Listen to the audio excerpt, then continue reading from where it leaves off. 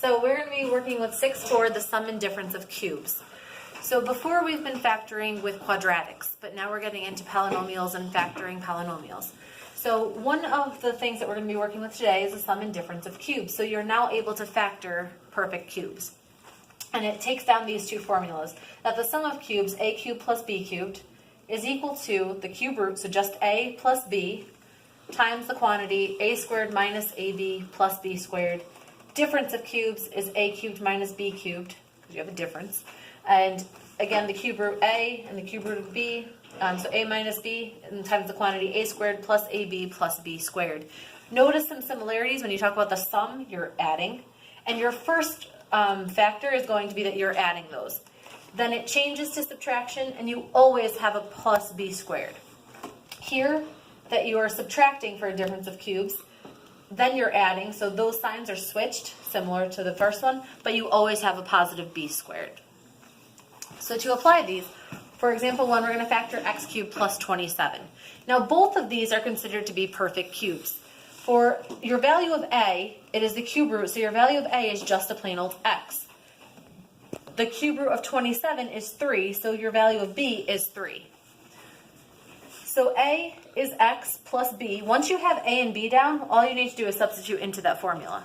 So you have x plus 3, and a squared is x squared, minus 3x, because that's a times b, and then plus b squared, which is going to be 9. That's it. You're completely solved and factored. You can't go any further. There's no terms of c that multiply to c that add up to b, so you're done with factoring there. So here's an example 2, factor 128x cubed minus 250. When you do that, you have to make sure that you factor out the GCF first. They both share a 2, so you factor out a 2. Now you have two perfect cubes. The perfect cube of the cube root of 64x cubed is 4x. The cube root of 125 is 5.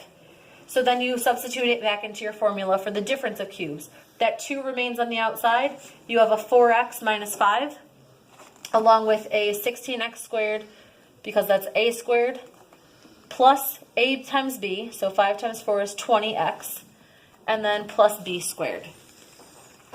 And so lastly, we have that you're going to factor and solve. So x cubed plus 8 equals 0. So your values of a are a plain old x, because that's the cube root. You have the values of b, the cube root of 8 is 2. So again, you substitute it into your formula, and you have a plus b times a squared minus ab plus b squared. And again, you're just taking these values and substituting into the formula. However, this time it's asking for you to solve. So when you go through and solve, you need an answer of x equals something. So x plus 2 equals 0. You set each factor equal to 0, which is easy to solve, and say x equals negative 2. However, over here is a quadratic, and this quadratic doesn't happen to factor. So if it doesn't factor, you have to use quadratic formula. In which case, when you use quadratic formula, opposite of b plus or minus the square root of b squared minus 4ac all over 2a, and you substitute in your values and you simplify, notice that you get a complex root.